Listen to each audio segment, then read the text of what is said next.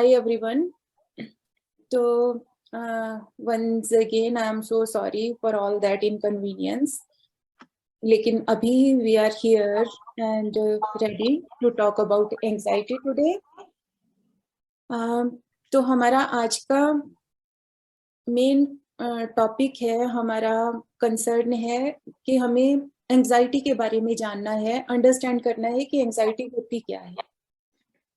तो I would actually start talking about that. Actually I want you to share कि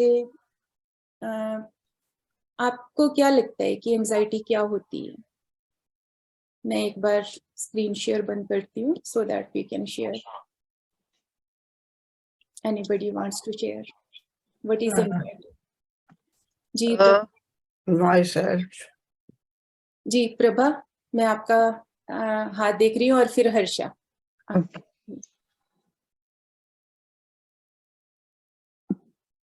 आप mute हैं Prabha. Actually क्या होता है एंजाइटी कि आपको कोई भी जो भी चीज कुछ ऐसी हुई है जो पहले नहीं थी, तो आप एकदम से हैरान हो जाते हैं, क्या हो गया, कैसे हो गया, अब मैं क्या करूं, कैसे करूं. बहुत सारे क्वेश्चंस आते हैं जिसके पास आपके पास आंसर नहीं होते, तब आपको एंजाइटी आ जाती है कि हम क्या करें क्या नहीं करें. अगर कोई कंडीशन के बारे में हम जानते हैं इसलिए हो रहा है और इतने दिन रहेगा, जैसे अभी मैं अभी सीढ़ियों से गिर गई थी 14 सीढ़ी से, तो मेरी टेल बोन है उसमें फ्रैक्चर है, तो इसलिए मैं एक्सरसाइज भी नहीं कर पा रही हूँ ठीक से और चल भी नहीं पा रही हूँ, काम भी नहीं कर पा रही हूँ. लेकिन मैं डरी इसलिए नहीं क्योंकि डॉक्टर ने बोला कि 8 हफ्ते रहेगी, 6 हफ्ते रहेगी तकलीफ, 8 हफ्ते रहेगी तकलीफ. अगर मुझे पता लग गया थी तकलीफ रहेगी तो एंजाइटी गायब हो गई. जी हर्षा और उसके बाद नरेंद्र जी. एंजाइटी में एक तो हार्ट बीट बढ़ जाते हैं, हाथ कंपन होती है, जैसे कि कुछ उठाया है तो वो हैंड ऐसे ध्रुजता रहता है कि भाई, और फिर थोड़ा एकदम से सोचते लगते हैं कि भाई कैसे करे ये वो सब. बिल्कुल बिल्कुल. जी नरेंद्र जी. Actually, anxiety is that unknown thing for future. Anxiety is for coming things which we don't know, and it's only imaginary fear, you can say. Exactly. Yes, yes. Not for past. Past is stress, and a coming future happening. You are afraid. You are you have a fear that I don't know what will happen. What will happen? That is anxiety. जी जी जी नरेंद्र जी, बिल्कुल. Anybody else or should I start sharing my screen again? Okay, तो जैसा सब लोगों ने share किया, anxiety और stress में यही बड़ा फर्क होता है. जैसे ये स्क्रीन आप देख रहे हैं ना अभी, तो ये एक बड़ी फिश छोटी फिश को खा रही है, इमिनेंट डेंजर है उसके सामने. तो इस फिश को इस टाइम पे स्ट्रेस हो रहा होगा, एंजाइटी भी हो रही होगी, लेकिन उसका जो मेन इमोशन है वो स्ट्रेस है, फियर है.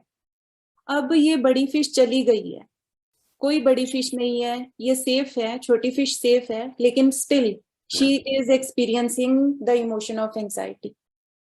जैसा नरेंद्र जी ने कहा कि अब कोई सामने से कोई डेंजर नहीं है, कुछ भी नहीं है, लेकिन still there is a feeling कि क्या होगा अगर बड़ी फिश अभी आ जाए, मुझे खा जाए. तो ये जो स्ट्रेस रिस्पॉन्स है जो हमारी थॉट्स जनरेट करती हैं, यही एंजाइटी है. तो कई बार हम अक्सर सुनते हैं, लोग हमें कहते हैं या हम भी कई बार लोगों को कहते हैं कि कोई बात नहीं, परवाह मत करो, घबराओ मत, कुछ नहीं होगा. तो ये अच्छी सजेशंस हैं, अगर कोई हमें देता है तो वो भी किसी कंसर्न से बोल रहा होता है, लेकिन क्या वो सजेशंस उसी तरह से लैंड करती हैं हमारे अंदर? और अगर नहीं करती, अगर उन सजेशंस के बावजूद भी हम अपनी एंजाइटी को होल्ड नहीं कर पाते हैं, तो क्या रीजन है उसके? आज हम यही सब शेयर करने जा रहे हैं. And before that let me introduce a brief introduction about my self. Although बहुत से लोगों के साथ तो हम ऑलरेडी मिल चुके हैं, लेकिन हो सकता है कुछ एक नए लोग हों. तो I am a registered psychotherapist qualifying and art therapist candidate. So I am doing my private practice, and I assist clients of all age groups who are struggling with any kind of mental health difficulties.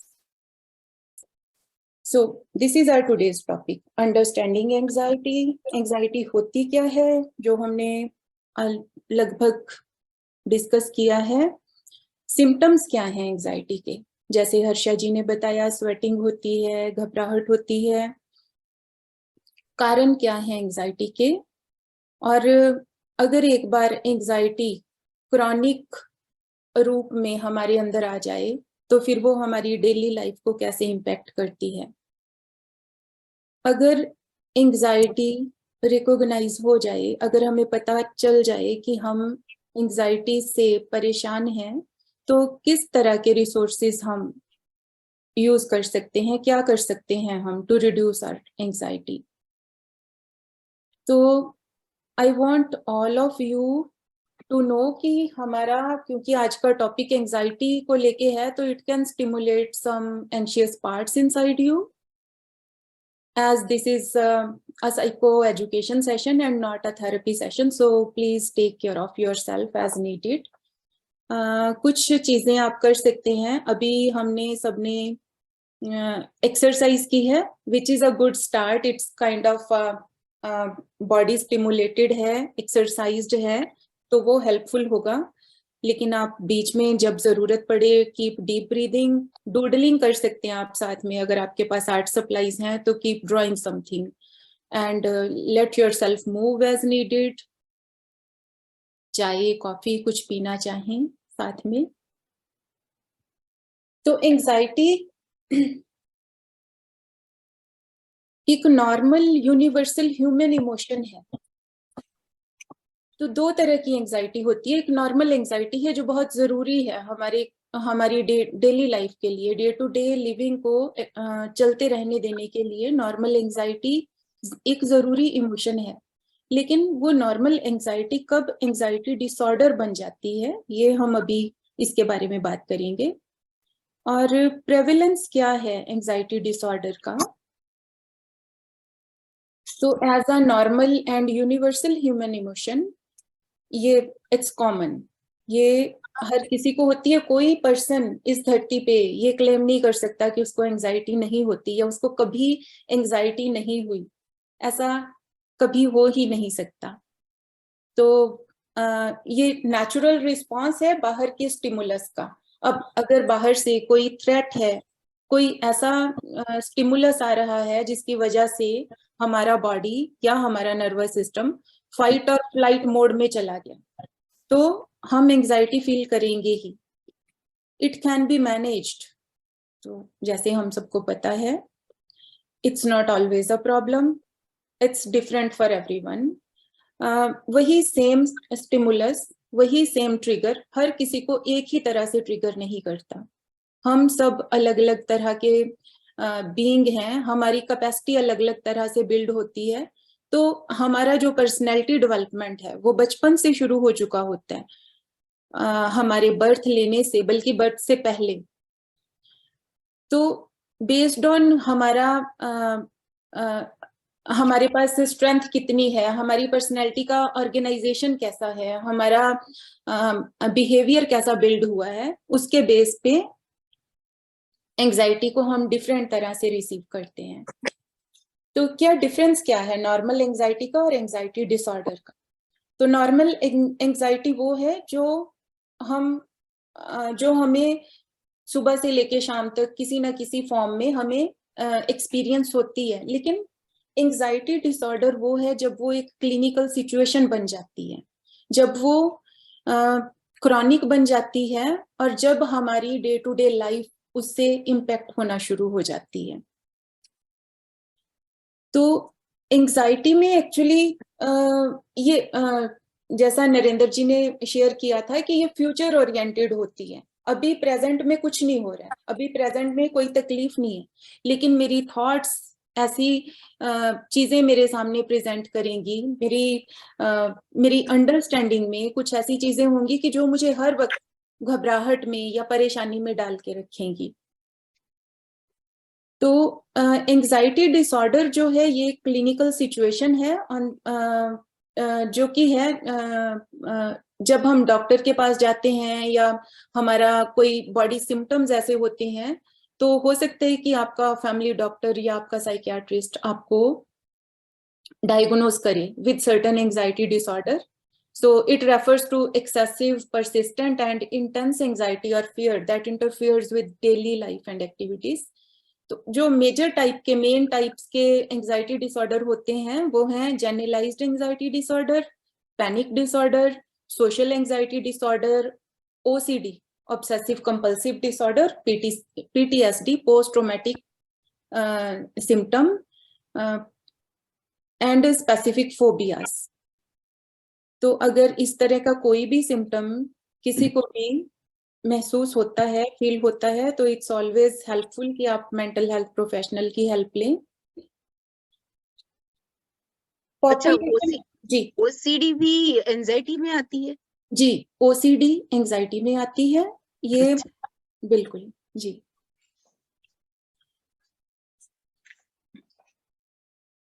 तो population में world health organisation की तरफ से ये बताया गया है कि 275 मिलियन लोगों को एंजाइटी डिसऑर्डर है इस समय। और दिस इज अगेन न्यूज़ कि औरतों को मर्दों से 2 गुना ज्यादा एंजाइटी का सामना करना पड़ता है।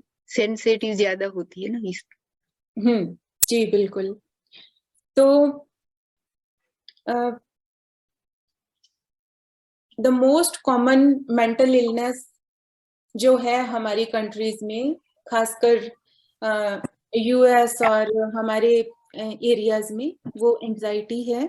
और ये किसी भी एज ग्रुप में हो सकती है, ये बच्चों को भी होती है, स्कूल गोइंग बच्चों को होती है, एडोलेसेंस में, अर्ली चाइल्डहुड में, अर्ली एडल्टहुड में और सीनियर्स में, किसी भी एज ग्रुप में, इररिस्पेक्टिव ऑफ एज ग्रुप।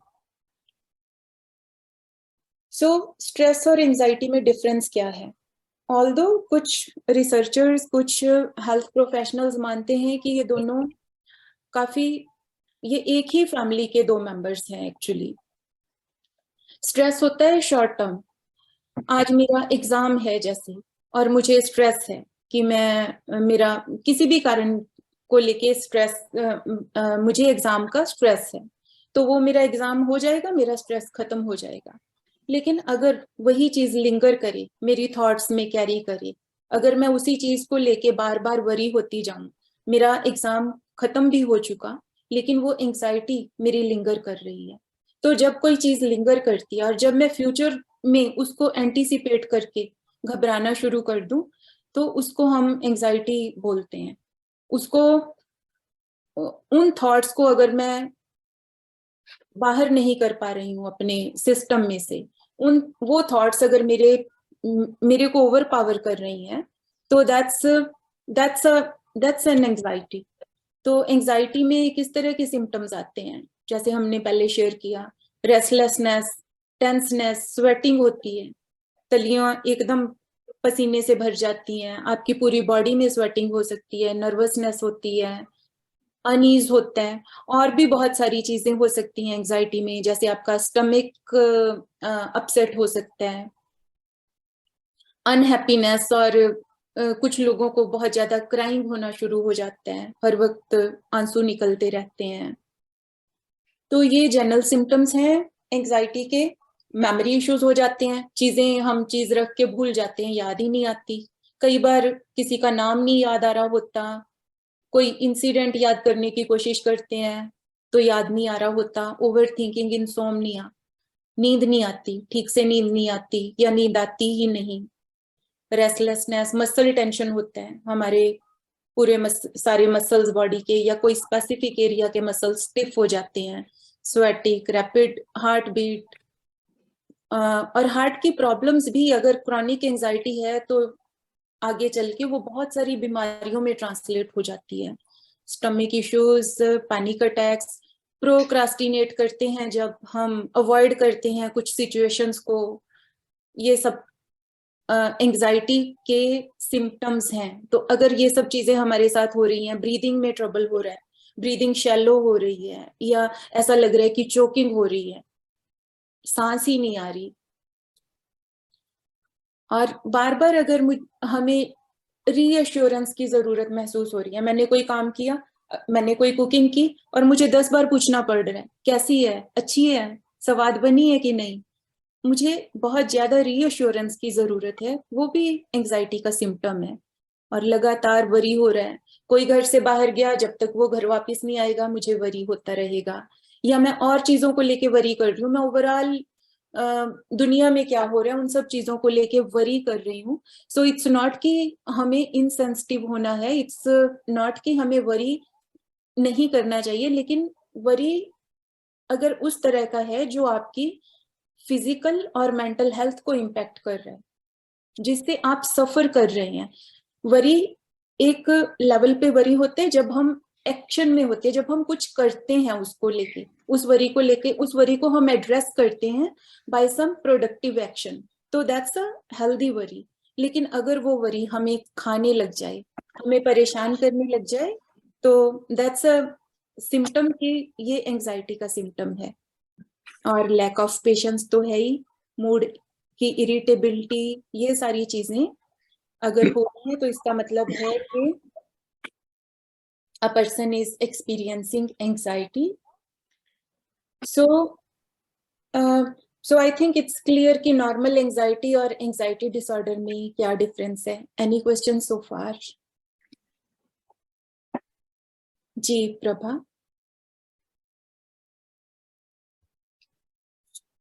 हाँ जी, मैं पूछना चाहती हूँ ओसीडी क्या होता है? हाँ बिल्कुल, हम इसके बारे में डिटेल में अभी डिस्कस करने वाले हैं, ओसीडी के बारे में। हाँ, ये थोड़ा सा मेरे समझ में नहीं आया इसलिए पूछा। Sure sure. तो एक मैं थोड़ा सा और भी शेयर करना चाहती हूँ कि एक्चुअली मेरे पास, मैंने एक बहुत बड़ी प्रेजेंटेशन आज के लिए तैयार की थी, लेकिन हमारे पास टाइम का कंस्ट्रेंट है, तो मैं बीच बीच में जो चीजें होंगी मैं कुछ थोड़ा फास्ट फॉरवर्ड करती जाऊंगी, कुछ स्किप करती जाऊंगी, और फिर हम किसी और टाइम पे कभी जब नेक्स्ट सेशन ऐसा कर दो ना, नेक्स्ट वीक का कुछ और भी एक आ जाए, कर लेंगे, कुछ कर। Make it in 2 parts.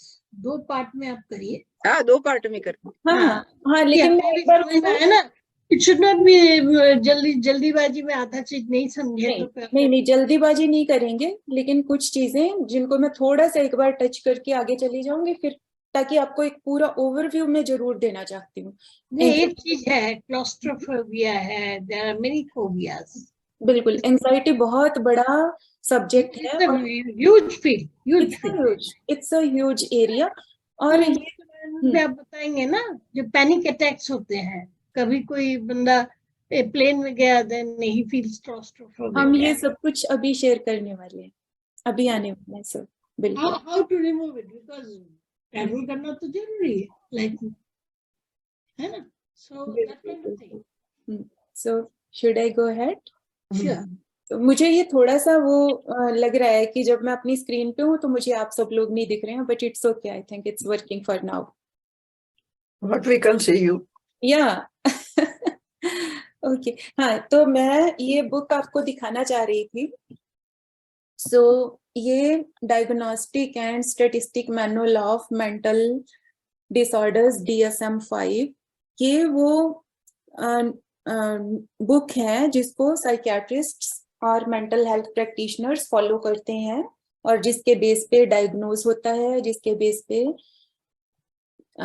हमारा जो ट्रीटमेंट है वो परस्यू होता है विद मेडिकल डॉक्टर्स।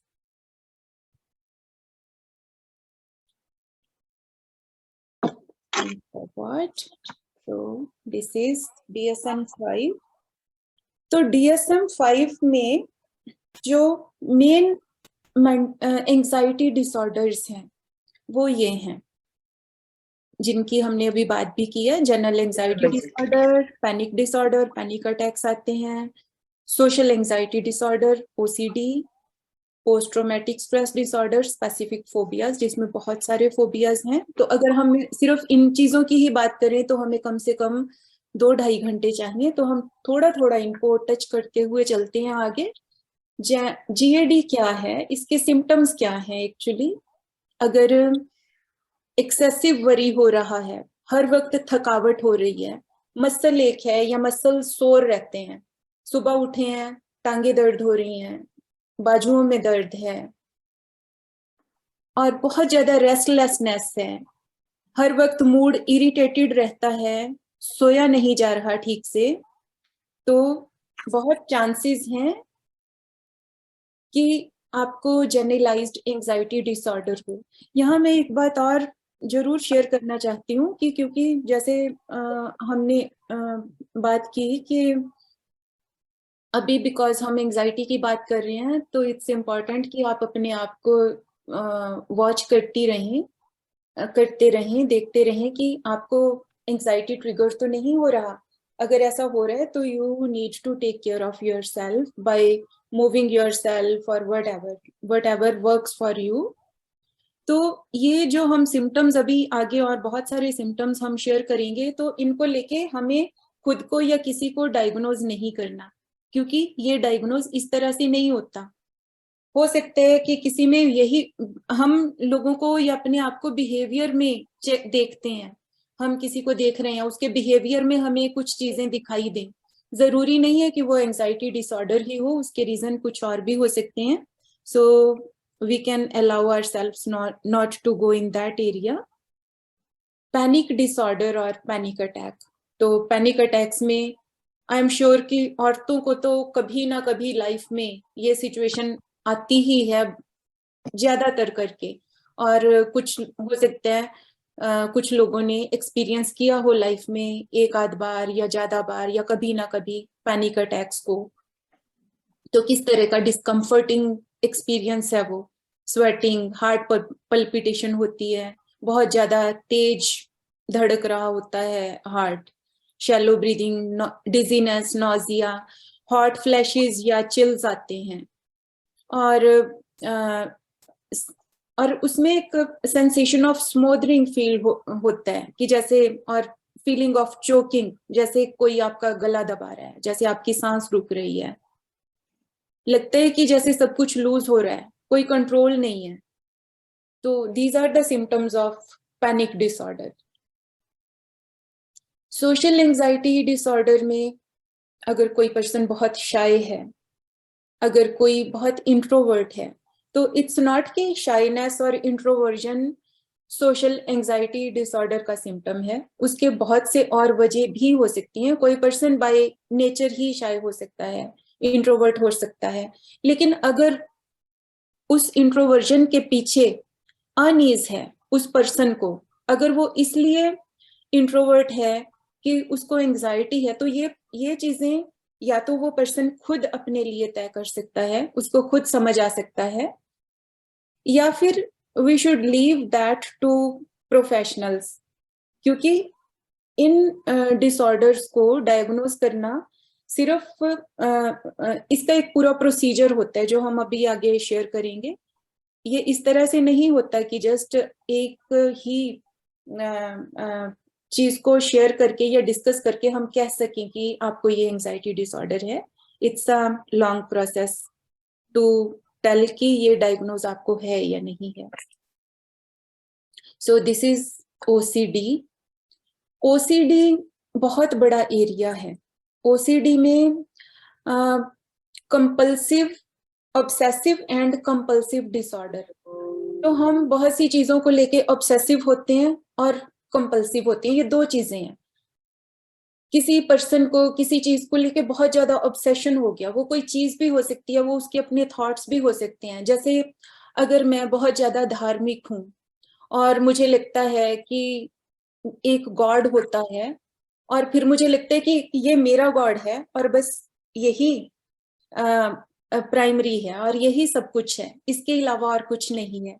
तो अगर मेरे थॉट्स किन्हीं वजहों से, उसके बहुत सारे रीजन होंगे कि मैं ऑब्सेसिव क्यों हूं, लेकिन अभी हम उन रीजंस की बात नहीं कर रहे हैं, अभी हम सिर्फ ऑब्सेशन की बात कर रहे हैं। अगर मेरे थॉट्स बहुत ज्यादा ऑब्सेसिव हो गए हैं, तो फिर वो हो सकता है कि मैं मुझे ये सिम्टम जो है वो ओसीडी का सिम्टम हो। इसी तरह से कंपल्शन, किसी भी चीज को लेके अगर मुझे लगता है कि इट्स कंपल्सरी, राइट, अगर ये नहीं हुआ तो पता नहीं क्या हो जाएगा, पता नहीं क्या दुनिया ही खत्म हो जाएगी या कुछ बहुत बुरा हो जाएगा। तो नॉर्मली एंजाइटी में जो बेसिक इमोशन होता है और जो बेसिक थॉट होता है वो ज्यादा करके बुरा हो जाएगा, कुछ खराब होने वाला है, उस तरह की चीजों को लेके होता है। तो इसमें ऑब्सेसिव कंपल्सिव डिसऑर्डर में कई लोगों को अपनी बॉडी को लेके बहुत ज्यादा घबराहट हो सकती है, किसी एक ऑर्गन को लेके, किसी को लगता है कि मेरे पैर सुंदर नहीं है, तो वो हर वक्त उन्हीं को लेके हमेशा चिंता में बैठा रहेगा पर्सन। जो ईटिंग डिसऑर्डर्स हैं वो भी इसी कैटेगरी में आते हैं। तो कई लोगों को ईटिंग डिसऑर्डर्स में दो तरह की ईटिंग डिसऑर्डर होते हैं, एक तो बिंज ईटिंग है, एक बुलिमिया जिसको बोलते हैं, एक एनोरेक्सिया है, एक ऑर्थोरेक्सिया है। तो एक ईटिंग डिसऑर्डर है जिसमें बहुत ज्यादा जो पर्सन है, जो अफेक्टेड पर्सन है लाइफ की सर्टन सिचुएशंस का, तो कोई भी डिसऑर्डर बगैर कारण से नहीं होता, उसके पीछे बहुत बड़े रीजन होते हैं, साइकोलॉजिकल रीजन होते हैं, फिजिकल रीजन होते हैं, वो भी हम आगे डिस्कस करने वाले हैं। तो लेकिन उन सब रीजंस की वजह से अगर कोई पर्सन ईटिंग डिसऑर्डर्स को लेके परेशान हो गया है तो वो भी ऑब्सेसिव कंपल्सिव डिसऑर्डर है। और ये ओसीडी अपने आप में बहुत ही बड़ा टॉपिक है, तो इसको अभी हम यहाँ पे टच करते हुए आगे अच्छा, मैं पूछना चाहती थी कि जी। ओसीडी में तो सब कहते हैं कि वो क्लीनिंग का लिए ज्यादा होता है, कि वो जी। क्लीन करता रहता है पूरा दिन। बहुत ओसीडी बहुत तरह की होती है। अच्छा, उसमें ओसीडी में बार बार हाथ धोना, और ओसीडी में बहुत सारी चीजें आती हैं। अपने आप को, कई लोग अपने आप को सेल्फ इंजर करना शुरू कर देते हैं, वो भी ओसीडी का पार्ट है। और गैम्बलिंग जो लोग अपने आप पे कंट्रोल ही नहीं कर पाते, पता होता है कि ये गलत है लेकिन फिर भी वो कंट्रोल नहीं कर पाते हैं और बार बार वहां पे जाते हैं, उन जगहों पे जाते हैं, तो ये सब ओसीडी का पार्ट है। So this is a good example कि रात को सोते हुए उस पर्सन को लग रहा है कि please God don't let the ceiling fall down on my head tonight. तो इस तरह की थॉट्स, ये सारी थॉट्स, अगर इस तरह के सिम्टम्स हैं, अगर आप इन तरह के सिम्टम्स को एक्सपीरियंस कर रहे हैं, तो इसका मतलब है कि हो सकता है a person is suffering from OCD. और बिहेवियर में कैसे दिखता है ओसीडी, बिहेवियर में कैसे दिखता है? कोई पर्सन होर्डिंग करना शुरू कर देता है। कई बार हम देखते हैं कि एक लोग घर को भरते जाते हैं सामान से, तो उनको ये नहीं है कि उनको खुद को परेशानी नहीं हो रही होती, लेकिन वो कुछ कर नहीं पाते। अगर कोई चीज खराब है, अगर हमने एक चीज की जगह दूसरी नई ले ली, तब भी वो पुरानी चीज हम निकाल नहीं पाते हैं। तो होर्ड करने की जो एक आदत है, बिहेवियर है, वो भी ओसीडी का सिम्टम हो सकता है। जैसे अगर मैंने कपड़े टांगे हैं तो मैं उनको बार बार ऑर्डर में अरेंज करती जाऊंगी, ऑब्सेशन की तरह से, कंपल्शन की तरह से, या फिर मैं क्या करूंगी कि एक कलर के एक जगह पे, फिर दूसरे कलर के, या साइज को लेके। सो इट्स नॉट कि ये सब इस तरह की चीजें नहीं होनी चाहिए। अगर कोई ऑर्गेनाइजेशन में बहुत अच्छा है तो दैट्स अ गुड थिंग, लेकिन अगर वो ऑब्सेशन बन गया, अगर वो कंपल्शन बन गया, तो वो उस पर्सन को खुद को फील होगा कि उसकी वजह से वो परेशान रहने लगे, उसकी वजह से उसका दिमाग वहां अटका रहता है, उसको लगता है कि अगर कोई चीज इधर उधर रखी गई है तो वो परेशान हो जाएगा। तो वो परेशानी तय करती है कि वो ऑब्सेशन और कंपल्शन है। अगर आप परेशान नहीं है तो बहुत लोग बहुत नीटली और बहुत अच्छी तरह से, उनका बिहेवियर ऐसा होता है, उनकी लाइफस्टाइल ऐसी होती है कि वो बहुत करीने से चीजों को करते हैं। सो इसीलिए ये कैसे तय होगा कि वो एंजाइटी डिसऑर्डर है या वो आपका ऑर्गेनिक एक तरीका है जीने का? तो वो ये चीज तय करेगी कि आप उस चीज को लेके परेशान हैं या आप उस चीज के साथ कंफर्टेबल हैं, या वो चीज आपको खुशी दे रही है। तो कई बार ओसीडी जरूरी नहीं कि विजिबल चीजों को लेके ही हो, जैसे ये क्लीनिंग की हैबिट तो बहुत ही ज्यादा एक प्रोमिनेंट चीज है ओसीडी को कई बार हम वही मानते हैं कि जिस चीज को बार बार क्लीनिंग की आदत है, या वो शेल्फ साफ कर रहा है तो वो बार बार शेल्फ को साफ ही करता रहेगा, कहीं पे उसको लगेगा कि यहाँ पे बहुत ज्यादा जर्म्स हैं, तो वो उन जर्म्स को लेके इतना ऑब्सेसिव और कंपल्सिव हो जाएगा कि वो बहुत देर तक क्लीनिंग करता रहेगा। तो ये सारी चीजें, लेकिन ये जो ऑब्सेशन होती है वो थॉट्स को लेके भी होती है, अनविजिबल चीजों को लेके भी होती है, इनविजिबल चीजों को लेके भी। so now the post traumatic stress disorder,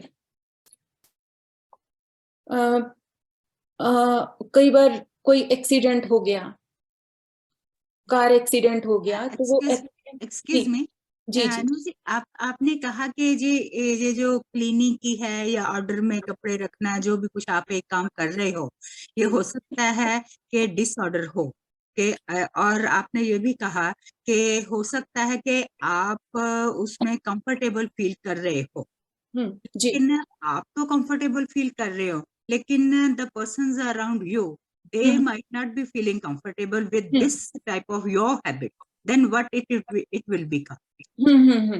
तो इसीलिए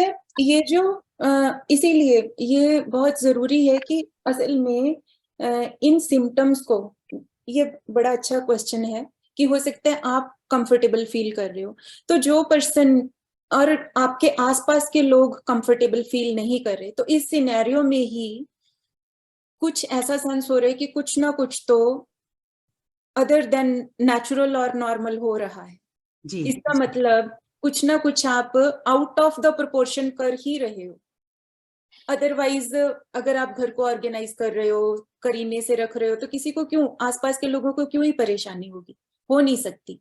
अगर उनको परेशानी के हद तक कुछ ऐसा हो रहा है तो इसका मतलब कुछ हो रहा है। अब यहाँ पे बात ये है कि वो पर्सन को खुद को लग रहा है ठीक है, तो यही सबसे बड़ा सिम्टम है। जो ऑब्सेशन और कंपल्शन है, वो जो पर्सन उसको एक्सपीरियंस कर रहा है, जो उसको भुगत रहा है, उसको नहीं पता चल रहा कि उसके साथ क्या हो रहा है। और इसके लेवल्स होते हैं, इसकी स्टेजेस होती हैं। तो बहुत इनिशियल स्टेज में वो उसके जो हम काम कर रहे होते हैं उसको लेके हम बहुत असर्टिव होते हैं। ये ऑब्सेशन में ही आ गया कि जो मैं कर रही हूँ वो ठीक है, आप सब गलत हो, मैं ठीक हूँ। लेकिन उसके जो इम्पैक्ट है वो कैसे आपको पता चलेगा? इसीलिए जरूरी होता है कि हम प्रोफेशनल की हेल्प लें, हम वहां जाएं और वहां पे जाके हम इन चीजों को एक्सप्लोर करें और एनालाइज करें कि असल में ये जो मेरे साथ हो रहा है और जो मुझे लग रहा था कि मेरे साथ जो हो रहा है और मैं ठीक हूँ, वो मैं ठीक नहीं हूँ। वो मेरे अंदर मैं एंजाइटी को होल्ड कर रही हूँ, मैं अपने अंदर परेशान हो रही हूँ। लेकिन वो परेशानी और वो सब कैसे पता चलेगा? अपने आप से कई बार ये चीजें पता नहीं चलती हैं, लेकिन जब एक बार आप अंडरस्टैंड करना शुरू करते हो तो ये वो जगह है जहाँ पे जो साइकोथेरेपी है या साइकोथेरेपी की वेरियस मॉडलिटीज हैं, they came in handy instead of medication. तो इनिशियल स्टेजेस में हमें दवाइयों की इतनी जरूरत होती नहीं। इनिशियल स्टेजेस में हमें कुछ माइंडफुलनेस की या कुछ इस तरह की गाइडेंस की जरूरत होती है जो हमें बता सके कि ये चीजें एक्चुअली जो मुझे लग रहा है कि मुझे कंफर्ट कर रही हैं, असल में ये मुझे परेशान कर रही हैं। इसके साथ ही एक मिलता जुलता और क्वेश्चन आता है कि when you yourself start realizing that something which I am doing is good for me and I'm feeling okay by this act, but the others are not feeling comfortable.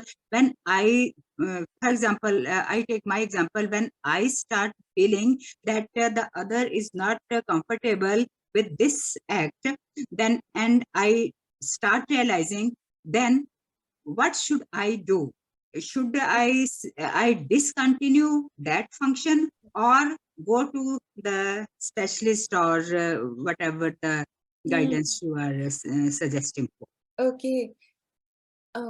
So ये सवाल again it's a broad question है ना ये, और बहुत ही, क्योंकि इस तरह से सबसे पहली तो बात ये है कि हम लोगों को डूज एंड डोंट्स की जरूरत नहीं होती। इट्स नॉट कि अगर आपके साथ ये हो रहा है और मैं आगे से आपको बताऊं कमल जी आप ये करो और ये ना करो, सो this is not a cure, this is nothing actually. उस तरह से आप ऑलरेडी सफोकेटेड हैं, फिर ऊपर से मैं भी आपको कुछ और ऐसा दे दूं, आप और ज्यादा सफोकेट हो जाएंगी। तो हम किस तरफ जा रहे हैं?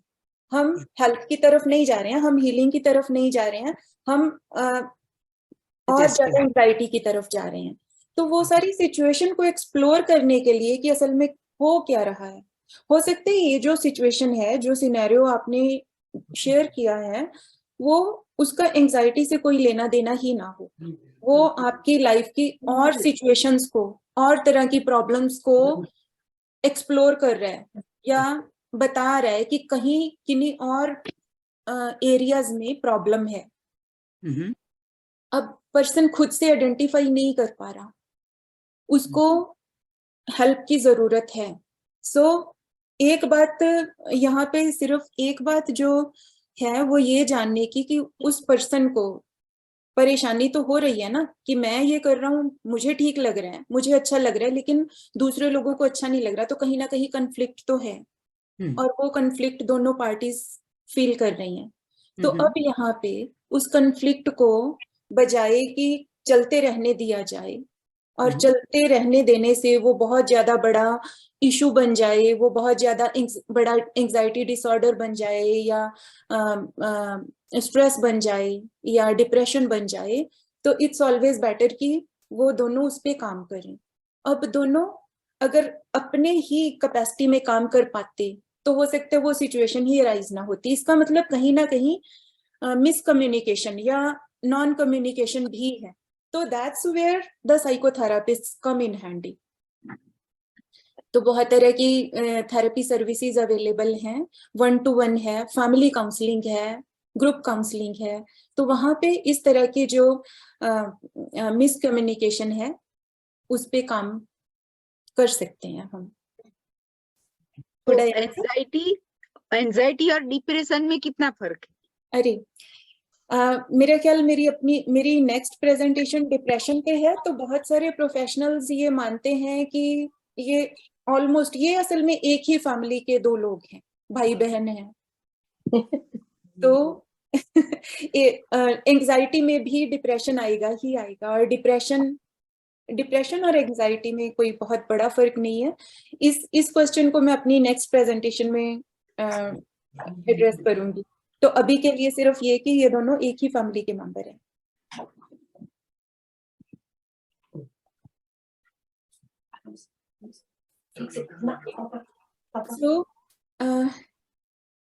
So again, according to this DSM-5, so PTSD, ये नहीं कह सकते कि डिप्रेशन में आप डाउन हो जाते हो और एंजाइटी में आप हाइपर हो जाते हो? जी, डिप्रेशन भी ऐसा होता है जिसमें आप हाइपर रहते हो, बहुत ज्यादा हाइपर और एक्टिव रहते हो, वो भी डिप्रेशन का एक टाइप है। और anxiety, that's actually a very good question. Anxiety में भी क्या होता है, एंजाइटी में भी हाइपरनेस होती है। अगर नॉर्मल लाइफ में अगर मैं ये मान के चलूं कि मेरा energy level, normal energy level को मैं 100 एक नंबर दूं, 100 है, तो जब मैं एंग्शियस होंगी तो मेरा जो नर्वस सिस्टम है वो हायर ब्रेन से शिफ्ट होके सिंपैथेटिक में आ जाएगा। तो सिंपैथेटिक में क्या होता है, फाइट एंड फ्लाइट। वहां या तो मुझे फाइट करना है या मुझे भाग जाना है। तो इन दोनों चीजों के लिए मुझे एक्स्ट्रा एनर्जी की जरूरत है। तो वहां पे मेरा एनर्जी लेवल 100 से बढ़ जाएगा, 120, 130, 140, 200, who knows, right, depending upon the circumstances. तो और सेम डिप्रेशन में लो होता है लेकिन हाई भी होता है। So coming back again, so this is post-traumatic stress disorder. Trauma हुआ, किसी वजह से कुछ हुआ लाइफ में, उसकी वजह से ट्रॉमा हुआ। अब वो इंसिडेंट बीत चुका, हो चुका, लेकिन मैं अभी भी जब उसको याद करती हूँ तो मुझे स्ट्रेस आता है, अभी भी मैं एंग्शियस हो जाती हूँ। इसे पोस्ट ट्रॉमेटिक स्ट्रेस डिसऑर्डर बोलते हैं। मोस्टली एक्सीडेंट्स के बाद लोगों को थेरेपीज लेनी पड़ती हैं, क्योंकि वो जब कभी उस जगह पे जाएंगे तो उनका हार्ट रेट बढ़ जाएगा। मान लो किसी का रेड कार के साथ कोलिजन हुआ, तो जब भी वो रास्ते में रोड पे रेड कार को देखेगा वो पर्सन, तो एकदम उसको वही चीजें याद आ जाएंगी और उसको स्वेटिंग शुरू हो जाएगी, उसको घबराहट होनी शुरू हो जाएगी। इस तरह के सिम्टम्स सारे पीटीएसडी के सिम्टम्स हैं। तो इसमें इंट्रूसिव थॉट्स होती हैं आपकी, कहीं कहीं से जो उस इंसिडेंट के साथ जुड़ी हुई थॉट्स थी वो सारी इंट्रूज करना शुरू कर देती हैं आपको। वो सारी आपके माइंड में किन्हीं भी जगहों से एक छोटा सा भी ट्रिगर आपको बाहर से मिला और वो सारी थॉट्स रश इन हो जाएंगी, आपके सिस्टम के अंदर आ जाएंगी और आपको पूरा अपसाइड डाउन कर देंगी। अवॉइड करना शुरू कर देते हो आप सिचुएशंस को। अगर कुछ हुआ है तो उससे सिमिलर या और भी बहुत सारी चीजों को फिर आप बिल्कुल अवॉइड ही करना शुरू कर देते हो। मान लो कोई पर्सन किसी गेट टुगेदर में गया, वहां पे उसको कोई डिफिकल्ट सिचुएशन का सामना करना पड़ गया, वहां पे कुछ ट्रॉमेटिक हुआ उसके साथ, तो वो एक इवेंट जो था वो हो चुका, लेकिन अब हो सकता है कि आने वाले और बहुत सारी गेट टुगेदर्स को वो पर्सन अवॉइड करना शुरू कर दे कि नहीं, एक बार मेरे साथ ऐसा हुआ था तो दोबारा भी हो सकता है। क्योंकि एंजाइटी का अगेन वही एक बहुत बड़ा सिम्टम और फैक्टर होते हैं कि हमेशा कुछ बुरा होगा, कुछ बुरा होने वाला है, लोग बुरा कर देंगे, इस तरह की थॉट्स हमेशा माइंड रिसीव करता रहता है और उन थॉट्स को रियल मान के उन पे एक्ट भी करते हैं। सो ये these are some graphic depictions of PTSD. Have a look at it. Neeruji, can I ask a question? Be sure. Okay, now when I'm listening to this, like my sister has gone through a divorce. अब चलो divorce हो गया, सब कुछ हो गया, लेकिन जहां हम उसकी एक्स की बात करते हैं वो टॉपिक ही अवॉइड होना शुरू हो जाता है कि बस हमने, but I think what I am listening from you, I think वो एंग्शियस होना शुरू हो जाती है। Exactly. तो हम उसको कहते हैं भाई ये खत्म हो गई बात, अब सब कर, तो she says no I don't want to talk about it. Avoid. So अब इसमें ट्रॉमा क्या था? Is it the emotional trauma she is gone through और व्हाट इज इट? क्योंकि डिवोर्स के पीछे तो ट्रॉमा है ही, डिवोर्स ऐसे ही तो नहीं हो जाता है ना, तो उसके पीछे उस पर्सन ने क्या कुछ एंड्योर किया है और कौन सी सिचुएशंस और कौन सी क्या क्या हुआ जिसकी वजह से ये डिसीजन आया लाइफ में। तो डिवोर्स तो अपने आप में एक बहुत बड़ा ट्रॉमेटिक इवेंट है लाइफ का। अब उसके पीछे अगेन वही बात है कि जो थर्ड पर्सन है, अब मेरे लिए बड़ा आसान है, मैं उस पर्सन को कह दूं कि अब वो तो हो चुका, अब तू क्यों सोच रही है उसके बारे में। लेकिन कई बार हो सकता है कि मैंने वो उसकी वजह से, उसको खुश करने के लिए, उसकी कंसर्न की वजह से ही बोला हो, लेकिन मेरी ये बात भी जब उसके अंदर जाके लैंड करेगी वो उसको और ज्यादा ट्रॉमेटाइज कर देगी, वो उसको और ज्यादा दुख दे देगी और परेशान करेगी। उसको ये फीलिंग आएगी कि आप नहीं समझ रहे हो मेरे को। और but then how will she get over it? It will be a cycle. Yes, again getting over it is a work to do. अगर हम वो काम नहीं करेंगे तो वो चीज वहीं पड़ी रहेगी। अब यहाँ पे मेरी टेबल पे अगर ये पानी का गिलास पड़ा है और ये मुझे तकलीफ दे रहा है, और अगर मैं इसको 10 दिन नहीं उठाऊंगी तो ये यहीं पड़ा रहेगा, मेरे सिर्फ सोचने से कि ये यहाँ नहीं है, ये यहाँ से नहीं जाएगा, ये मुझको एंजाइटी देता ही रहेगा। And that's a work to do. और हमें, हमारी सोसाइटी को अभी तक एंजाइटी को डील करने के तरीके हमने नहीं सीखे हैं। हम जो करते हैं as a society, as a family, हम उसको कर्ब करने की कोशिश करते हैं, उसको अवॉइड करने की, नेग्लेक्ट करने की, या हम क्या करते हैं कि देखो ही मत उस तरफ। टैबू बन गया है। नहीं, डॉक्टर तो दवाई दे देते, जरा भी लगता है उनको कि एंजाइटी है, चलो कल से चालू कर दो दवाई। तो इसके बारे में अभी हम आते हैं, आगे बात करते हैं. आई थिंक ब्रीफ थोड़ा सा इस पर डिस्कशन किया है, लेकिन I think I could answer your question Anjana ji. हाँ जी, thank Although you, it needs a lot of discussion. तो थैंक यू. डेफिनेटली उनको भी थेरेपी हेल्प करेगी, साइकोथेरेपी हेल्प करेगी. और as a collective, as a family, अगर आप 2 सिस्टर्स भी थेरेपी में जाएं तो वो भी हेल्प करेंगी, क्योंकि थेरेपी में आपका कम्युनिकेशन ओपन होगा. कैसे, मतलब कैसे आप उनको सपोर्ट कर सकती हैं, कैसे वो सपोर्टेड फील कर सकती हैं, कैसे वो अपने आप को वहां से बाहर लेके आ सकती हैं. ओके, थैंक यू जी. Neeru ji, can I add something here? जी श्योर उस्मा. तो अंजना, हमारा जो प्रोजेक्ट सवेरा है उसमें हम काम ही उनके साथ कर रहे हैं जो सर्वाइवर्स ऑफ डोमेस्टिक अब्यूज हैं, जो सिंगल मॉम्स हैं, जो उस रिलेशन से निकल रही हैं या निकल चुकी हैं. And women support group is very helpful. फिर हमारे जो स्किल बिल्डिंग वर्कशॉप्स हैं, they provide you the techniques how to deal with grief. ये एक एग्जाम्पल दे रही हूँ. इस तरह के जो हम लोगों ने सीरीज शुरू की थी, ऑनलाइन भी है, इन पर्सन भी है, उनसे बहुत फर्क पड़ता है. ओके. आपको अपनी फीलिंग्स को यू कैन, जब आप किसी और से बात करते हो या किसी और का सुनते हो तो आपको लगता है कि आप अकेले नहीं. हाँ, हमें हैंडल करनी नहीं आती सिचुएशन, डील करना नहीं आता. तो वहां जब आप लोगों से बात करती हो या कोई आपको बता रहा होता है, ये जिस तरह ये वाले भी तो सेशंस हैं ना, हम यही सिखा रहे होते हैं. अब जैसे एंजाइटी को डील कैसे करना है, तो इसी तरह वो वाले सेशंस हैं. तो कभी depending on her comfort level, most welcome. आप उनको, अगर वो यहाँ हैं तो आप उनके साथ आ सकते हो. That is open to all. या शी इज इन मलेशिया.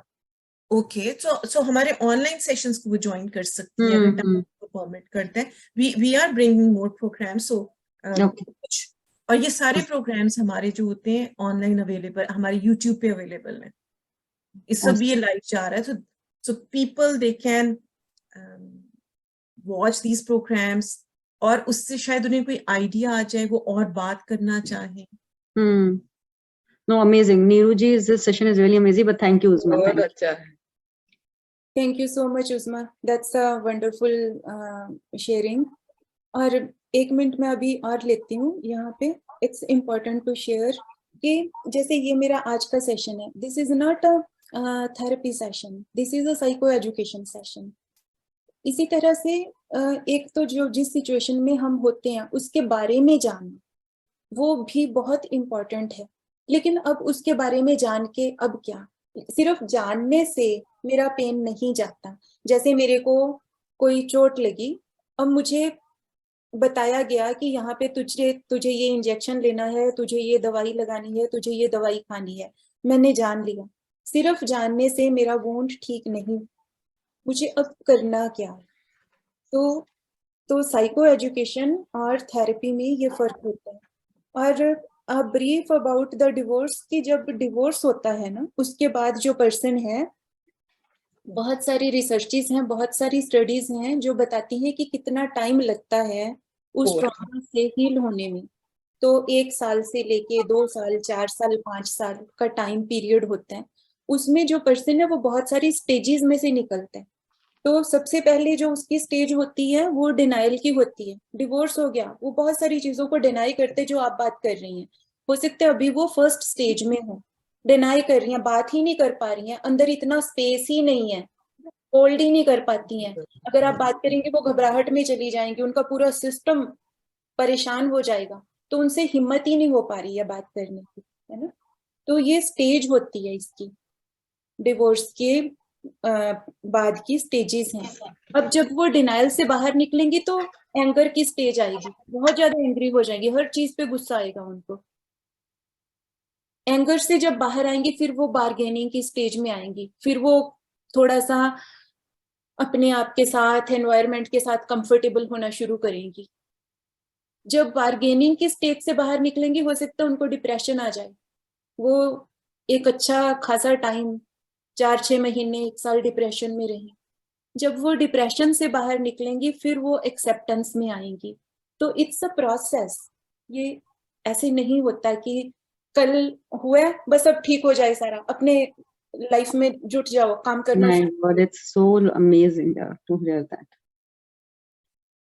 तो बहुत जेंटल, जो लोग एक्चुअली सफर कर रहे हैं ना, उनको असल में बहुत ज्यादा दवाइयां और बहुत ज्यादा सलाहें नहीं चाहिए होती, उनको सिर्फ एक पर्सन चाहिए होते जो उनका हाथ पकड़ के प्यार से कि तू सफर कर रही है, मैं तेरे साथ हूँ, मैं भी तेरे साथ सफर कर रही हूँ, आई अंडरस्टैंड कि तू किस चीज से गुजर रही है।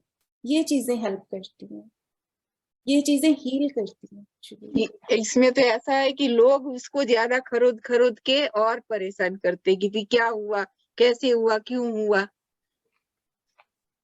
बिल्कुल, तो उन चीजों से कैसे हमने खुद को, अपने आप को भी बचाना है और कैसे हम अपने लव्ड वन को सपोर्ट कर सकते हैं, ये सब चीजें हैं। तो इन चीजों के लिए तो फिर ये प्रोफेशनल्स है ना, उन्हें पता है, साइकोथेरापिस्ट को अपना काम पता होता है कि कैसे करना है, और वो हेल्प करते हैं। वो यही सारी स्टेजेस में से, पर्सन सारी स्टेजेस में से निकलेगा ही। आप नहीं, ये नहीं कर सकते, बाईपास नहीं होती है ये। अगर आप कहो कि उस पर्सन की लाइफ में एंगर बाईपास हो जाएगा या डिप्रेशन, नहीं होगा, लेकिन थेरापिस्ट, साइकोथेरापिस्ट उनको आसान कर देगा, उन स्टेजेस में से निकलना आसान कर देगा, उन स्टेजेस को फास्टन अप भी हो सकता है कि कर दे, लेकिन एटलीस्ट उनमें से निकलते हुए वो पर्सन कंफर्टेबल हो सकता है। वो गाइड हैंड मिल जाए वो भी बहुत बड़ी चीज है नीरू, जैसे आप कह रहे हैं, that guide hand is so important. और गाइड हैंड अगेन यहाँ पे, क्योंकि मुझे पता है, मैं इस पे काम भी कर रही हूँ अपनी कैपेसिटी में, हमारी कम्युनिटी में या एक्सटेंडेड कम्युनिटी में भी अभी साइकोथेरेपी कैसे काम करती है हमें बहुत ज्यादा पता नहीं है। हम अपनी ही थॉट से आते हैं कि ऐसे करती होगी ऐसे, लेकिन इसके लिए मैं जितना, मतलब अपनी कैपेसिटी में जितना साइको एजुकेट कर पाती हूँ मैं करती रहती हूँ। तो गाइड करना अगेन एक चीज होती है, उस पर्सन को गाइडेंस नहीं चाहिए। मेरे को चोट लगी है, मुझे गाइडेंस नहीं चाहिए, मुझे पेन हो रहा है, मुझे गाइडेंस नहीं चाहिए कि पेन होता ही है या पेन खत्म हो जाएगा।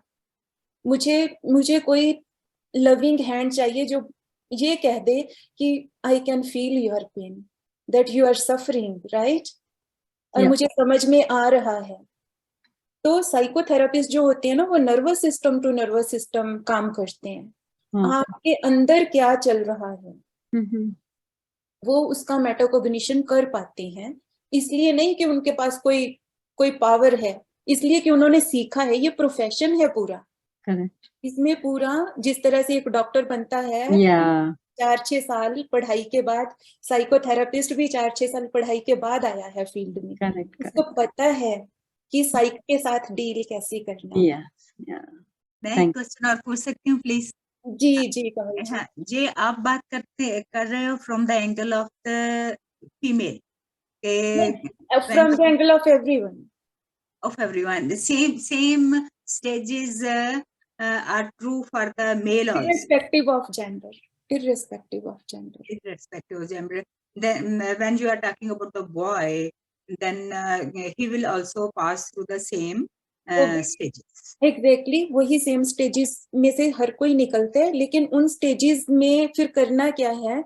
अब जैसे एक औरत है, अगर वो एंगर की स्टेज में निकल रही है, तो क्योंकि फिर बहुत सारे फैक्टर्स हैं, अब उसके सोशल फैक्टर्स हैं, उसको बचपन में एंगर को प्रोसेस कैसे करना सिखाया गया, वो उस तरह का करेगी, अपने आप को फिर और ज्यादा क्रश करेगी, परेशान करेगी, एक्सप्रेस नहीं करेगी। एक मर्द को, एक लड़के को सिखाया गया है, गुस्सा आ रहा है तो भड़क जा, गालियां निकाल दे, कुछ भी कर रहे हैं ना, तो वो प्रोसेस कैसे करते हैं वो डिफरेंट होता है सबका, लेकिन ये स्टेजेस सबके साथ वैसी ही आती हैं।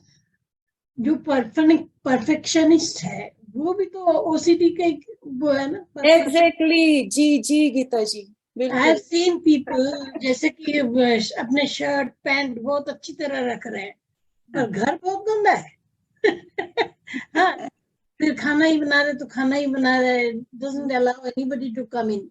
So these are the symptoms of obsessive compulsive disorder. Yes. मैं कुछ हूँ, actually they want to say मैं कुछ हूँ, that's it. ये इसमें कुछ मतलब अगेन हमें ये भी देखना है कि अगर कोई सफर कर रहा है अगर उसको किसी कैसे हेल्प करे?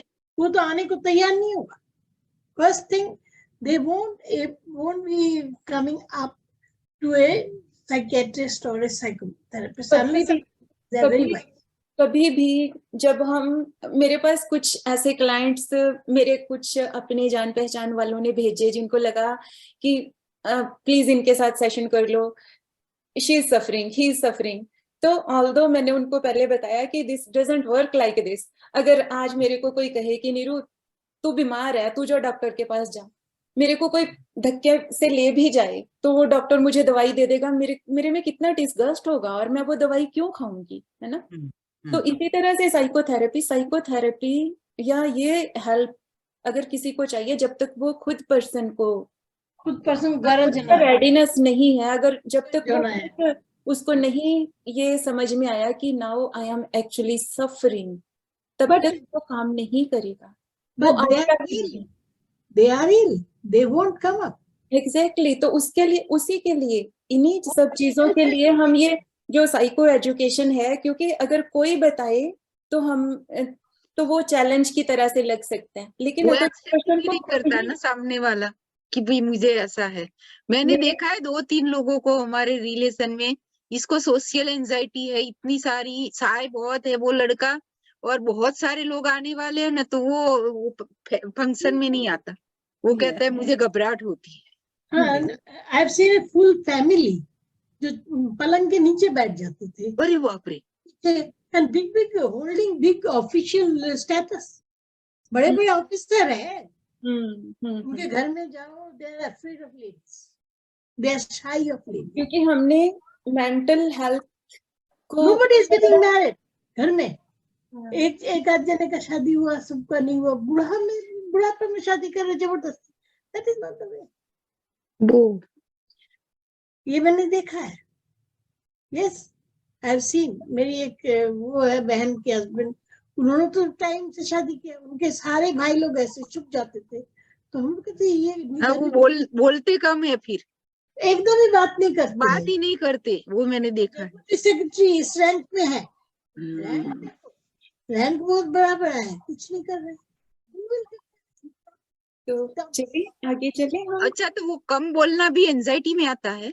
अरे इस तरह से नहीं है. कोई बाय नेचर कम बोलता है, कोई बाय नेचर इंट्रोवर्ट होते हैं, ऐसा नहीं है. इसीलिए कि हमें दूसरों को नहीं असेस करना और नहीं डायग्नोस करना, हमें नहीं पता. वो बिहेवियर एक ऑर्गेनिक नेचुरल बिहेवियर हो सकता है.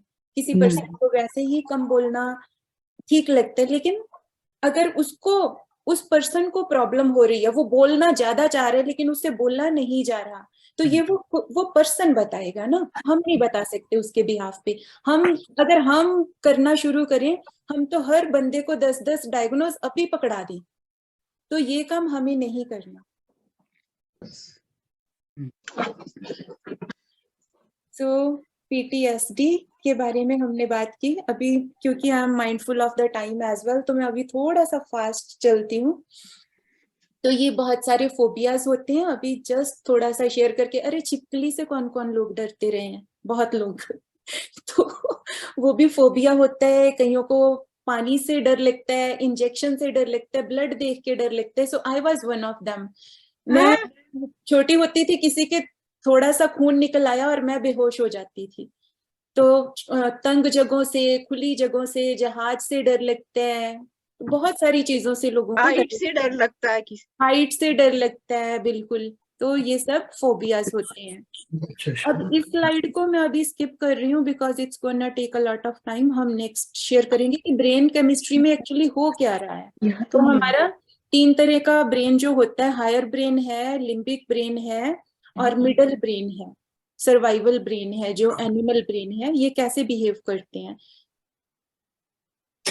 इम्पैक्ट क्या होता है एंजाइटी का दोनों लेवल्स पे, हमारी साइक पे और हमारे फिजिकल हमारे शरीर पे. हर एंजाइटी जो है बहुत तरह की बीमारियों की जन्मदाता है. न्यूरोलॉजिकल, ENT, चेस्ट को, हार्ट की बीमारियां, गैस्ट्रोइंटेस्टाइनल, जेनिटो यूरिनरी, स्किन की बहुत सारी, और इवन कैंसर और कुछ तरह के ट्यूमर्स. कुछ भी हो सकता है अगर हम इसको टाइम पे एड्रेस नहीं करते हैं। तो just a depiction of the same thing. तो जो अभी हमने बात की, फिजिकल सिम्टम्स होते हैं, इमोशनल सिम्टम्स होते हैं, और बिहेवियर में दिखती हैं चीजें। तो फिजिकल में जो सारा कुछ हमने, हार्ट का पैल्पिटेशन होगा, स्वेटिंग, ब्रीदिंग चेंज हो जाएगी। इमोशंस को जब हम देखना शुरू करते हैं, नॉर्मली क्या होता है कि जो डिफिकल्ट इमोशंस होती हैं ना, हम सब, ये सिर्फ एक या दो की बात नहीं है, सब लोग हम यही करते हैं, जो डिफिकल्ट इमोशंस होती हैं हम उनको पहले तो एक्सेप्ट ही नहीं करते। अगर मुझे डर लग रहा है तो मैं कहूंगी नहीं, मैं कितने डरती हूँ, है ना। अगर मुझे गुस्सा आ रहा है तो मैं कहूंगी नहीं, I am full of love, मुझे तो गुस्सा नहीं आ रहा। तो ये एक नेचुरल रिस्पॉन्स ही होता है, ये भी, ये हमारा एक ऑर्गेनिक वे ऑफ लिविंग है। ये हमें सिखाया भी यही गया है कि डिफिकल्ट इमोशंस को इग्नोर करो। तो लेकिन जब हम एक्सेप्ट करना शुरू करते हैं तो हमें पता चलता है कि एक्चुअली हमारे साथ ये सब हो रहा है, और फिर बिहेवियर में जो चीजें आ रही हैं हमारे, अगर हम माइंडफुल हैं तभी हम उनको एक्नॉलेज करेंगे। जब तक हम उनको एक्नॉलेज नहीं करेंगे हम अगला स्टेप ले ही नहीं सकते। तो इसी तरह से एंजाइटी का बहुत सारे कारण होते हैं। बायोलॉजिकल हो सकते हैं, जेनेटिक कारण होते हैं, ब्रेन केमिस्ट्री, बाय बर्थ ही किसी पर्सन में कुछ ना कुछ डिफॉर्मिटी है, या कोई ना कोई कुछ ना कुछ बायोलॉजिकल फैक्टर ऐसा है जिसकी वजह से उसको हमेशा एंजाइटी होती रहती है। एनवायरनमेंट में कुछ है, घर का माहौल ऐसा है, माँ बाप हर वक्त लड़ते हैं, तो वो बच्चा क्रॉनिक एंजाइटी उसमें डेवलप हो ही जाएगी over a period of time. इसी तरह से हम किस तरह की थिंकिंग पैटर्न है हमारा, किस तरह से सोचते हैं हम, वो हमें किस तरफ लेके जा रहा है, वो बहुत सारी एंजाइटी इंड्यूस कर सकते हैं हमें। तो ये सब कारण।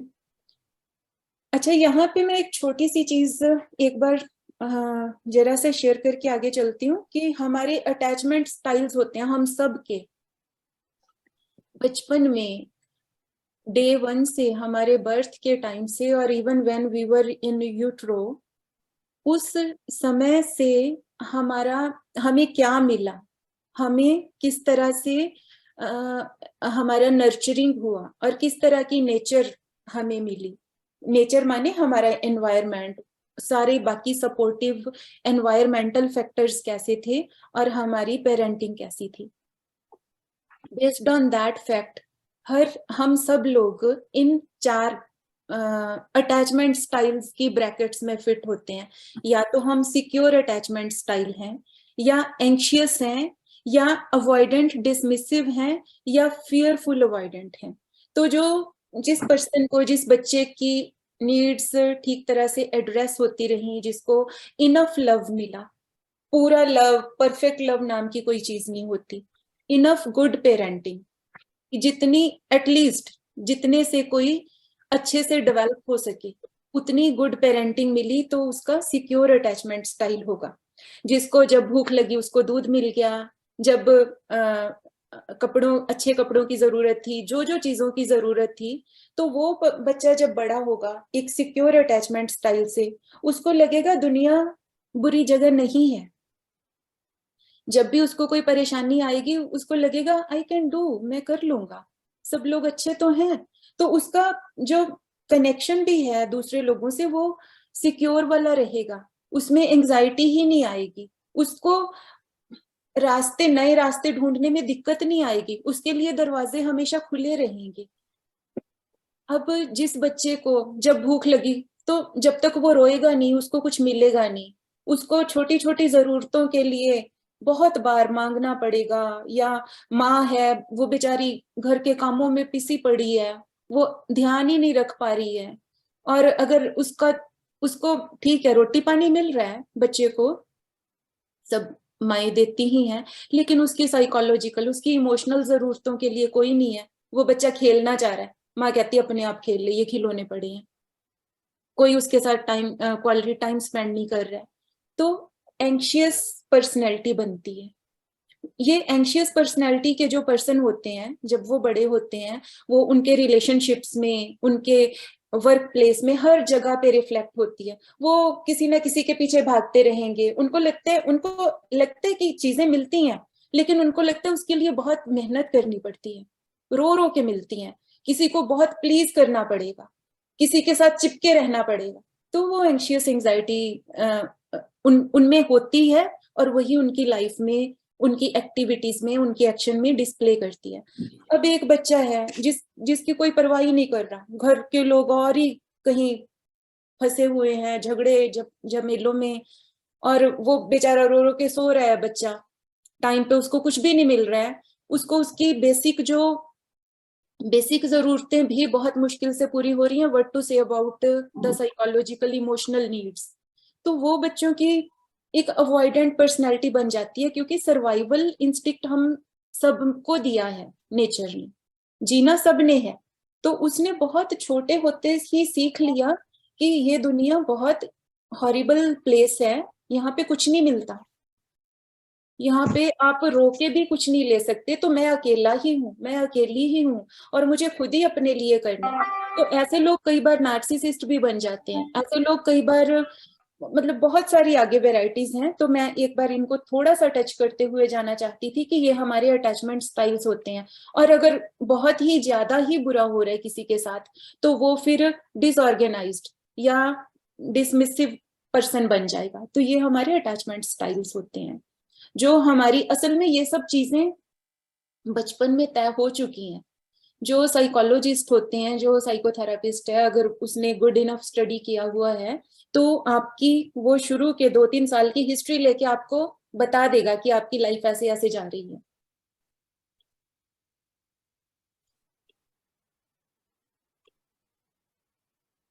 So that was one thing, और इस पे हम एक पूरा सेशन कर सकते हैं। तो अब आगे कि कैसे पता चले कि एंजाइटी है। इसका थॉरो असेसमेंट होता है इससे पहले कि किसी को ये बोला जाए कि आपको एंजाइटी डिसऑर्डर है। इस बहुत सारे तरीके होते हैं असेसमेंट के, जो साइकियाट्रिस्ट या doctors, mental health practitioners use करते हैं। तो a little bit about them. सबसे पहले तो इसका इम्पोर्टेंस क्या है, वही है कि आपको जरूर एक्यूरेट डायग्नोज जरूरी है। जैसे हमने अभी शेयर किया, सेम बिहेवियर, आपको 2 लोगों में सेम बिहेवियर दिखेगा, लेकिन वो जरूरी नहीं है कि वो एंजाइटी डिसऑर्डर है। 2 लोग हो सकते हैं कम बोलने वाले हों, तो एक पर्सन हो सकता है वो बाय डिफॉल्ट, बाय नेचर ऐसा है, उसको कोई परेशानी नहीं है, वो रिजॉल्व्ड है कम बोलने में, तो उसको एंजाइटी डिसऑर्डर नहीं है। एक दूसरा पर्सन जो कम बोल रहा है, वो अंदर से बोलना चाह रहा है, वो बहुत कुछ एक्सप्रेस करना चाह रहा है, लेकिन उससे बोला नहीं जा रहा, that can be anxiety disorder। तो एक्यूरेट डायग्नोज बहुत जरूरी है, हम बाहर से देखकर नहीं बता सकते।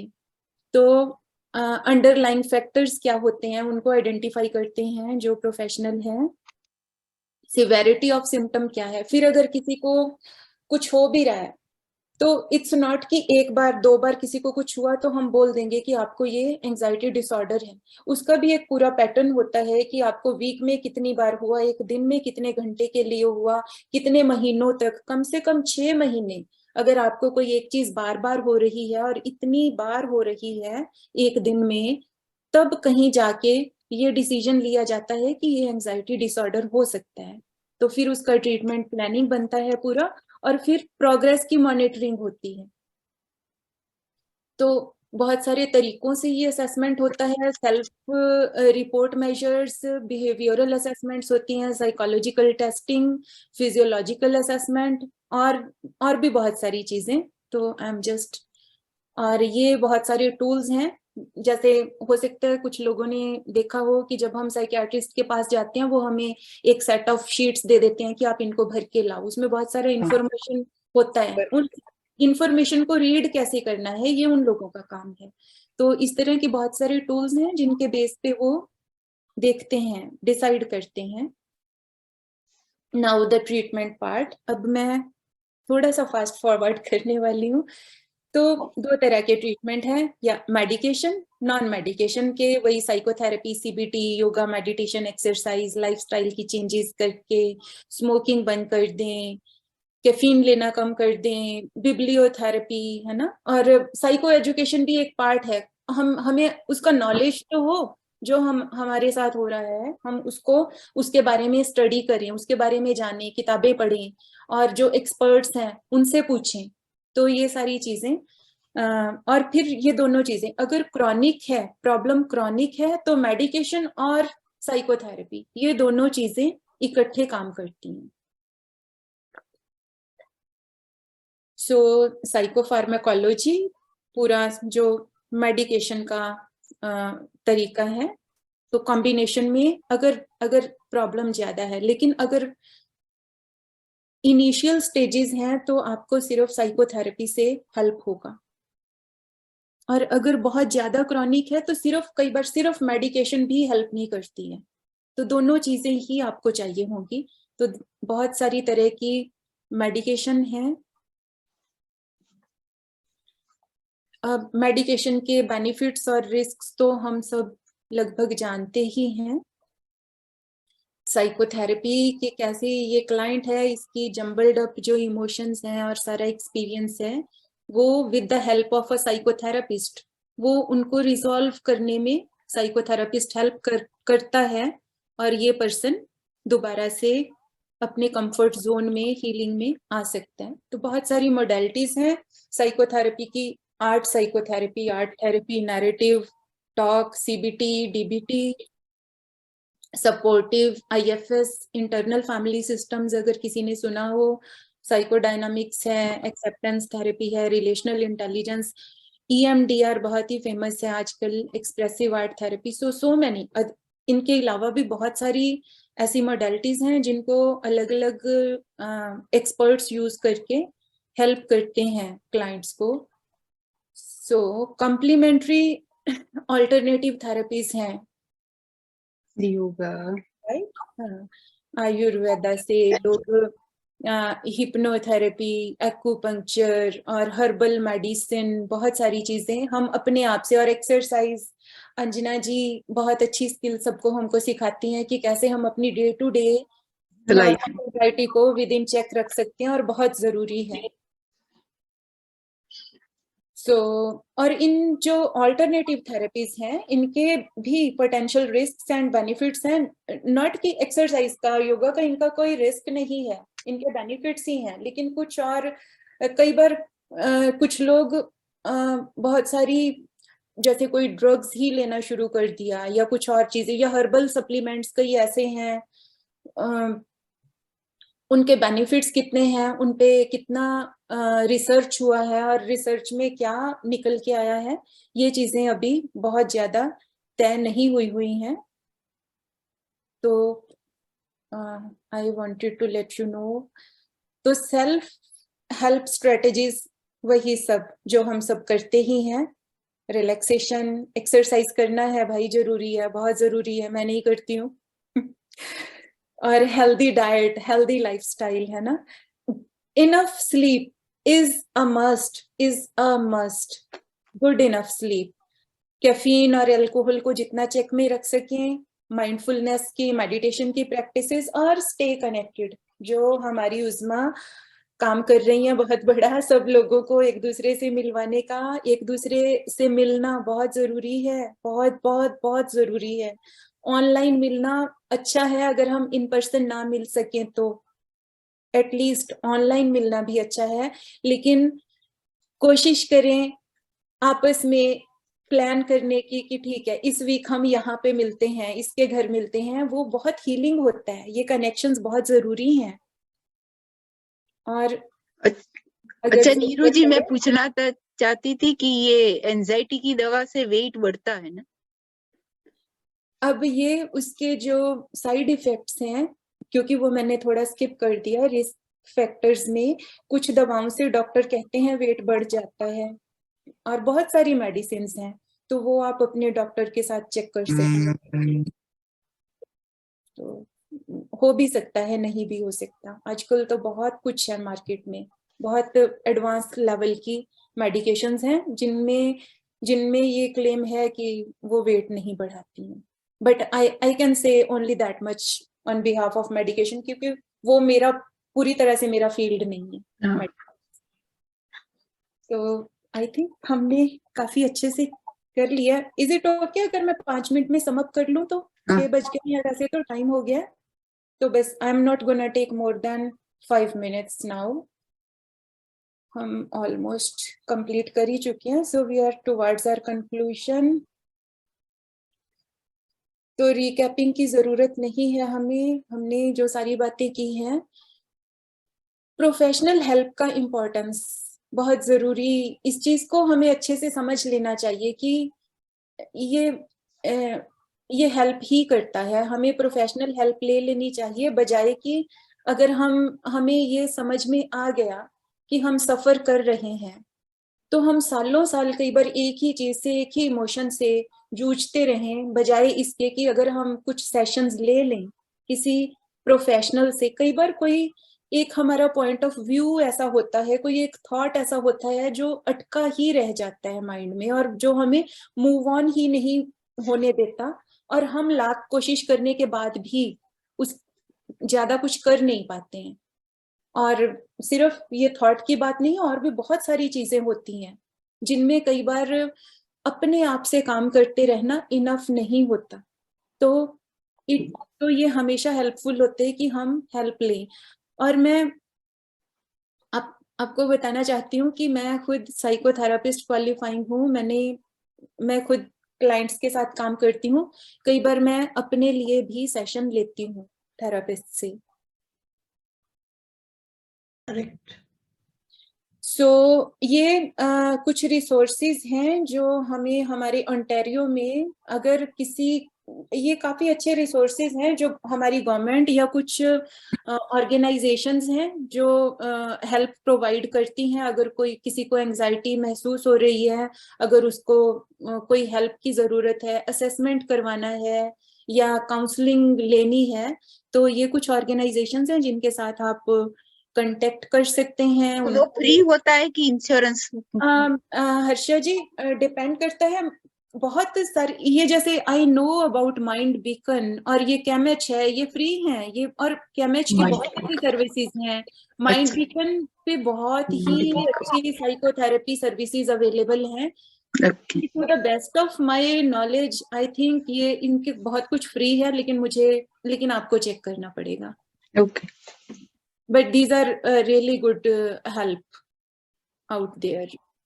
तो ये that was the last actually slide. ये कुछ references हैं जो मैंने यूज किए थे अपनी प्रेजेंटेशन बनाने के लिए। कोई सवाल, ताकि उससे पहले मैं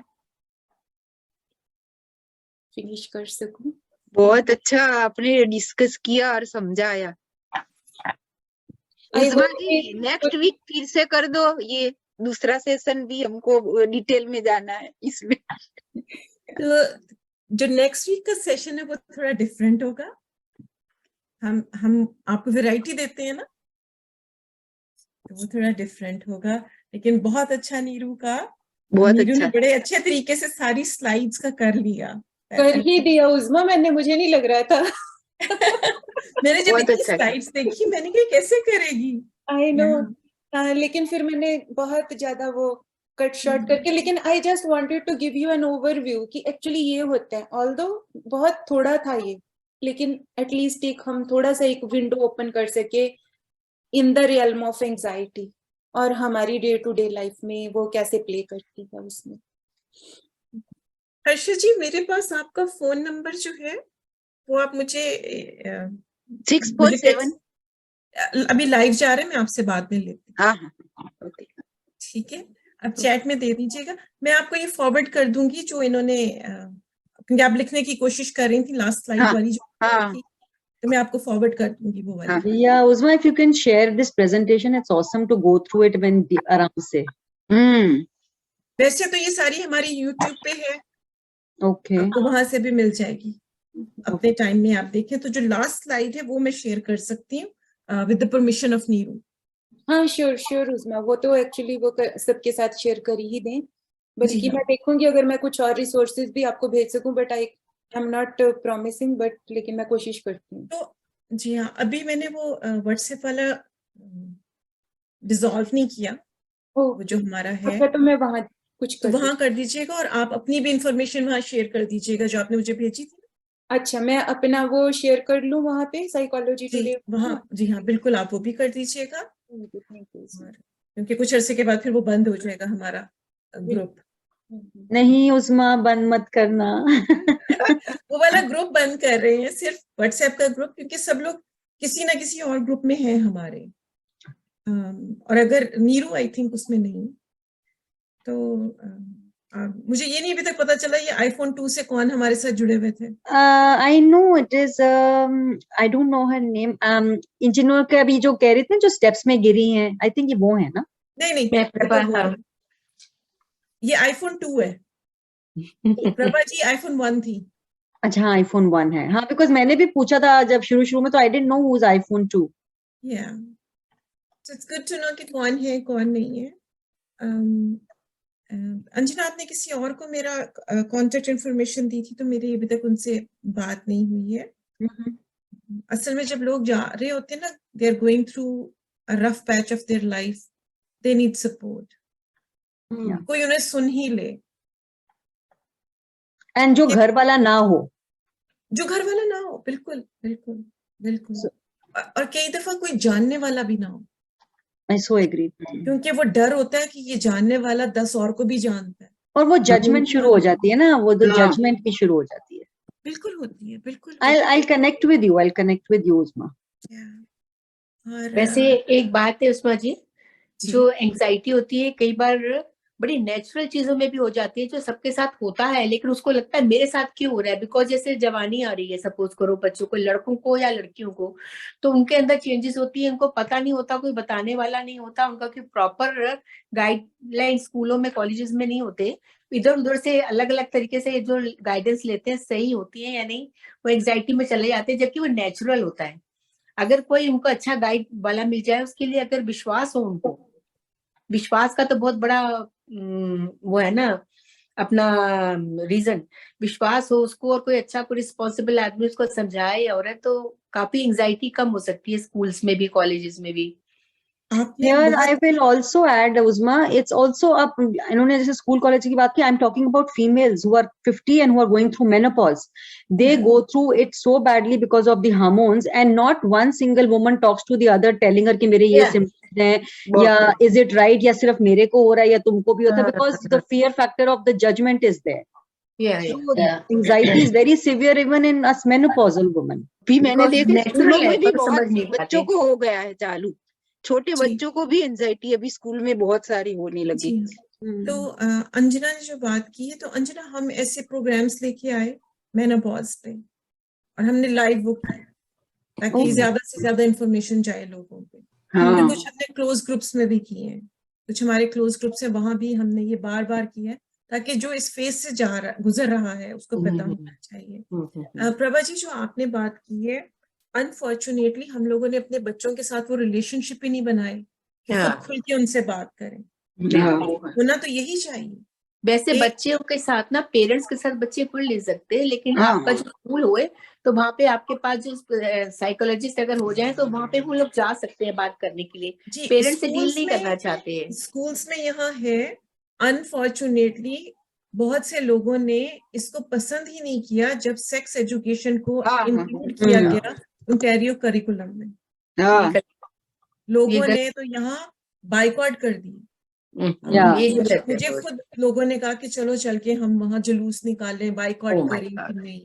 तो मैंने कहा मैंने तो पढ़ा नहीं, इसलिए मुझे नहीं पता। जिनको पता है वो जाएं, जो मर्जी करें। ये बहुत बहुत अच्छा आपने पॉइंट ये उठाया है। तो मेरे ख्याल में टाइम हो गया सबका जाने का। ठीक है, thank you so much Neeru, thank you so much Anjana and everyone. Thank you for everything. Thank you. Arsha ji, अब अपना फोन नंबर बोलिए। हाँ, 647 मैं पता नहीं किस नंबर पे इतने मैसेजेस छोड़ चुकी हूँ। 647 जी 515 जी 3741। ठीक है। ये किनका है? मेरा है। आपका। हर्षा जी का। ओके जी, thank you everyone. Thank you.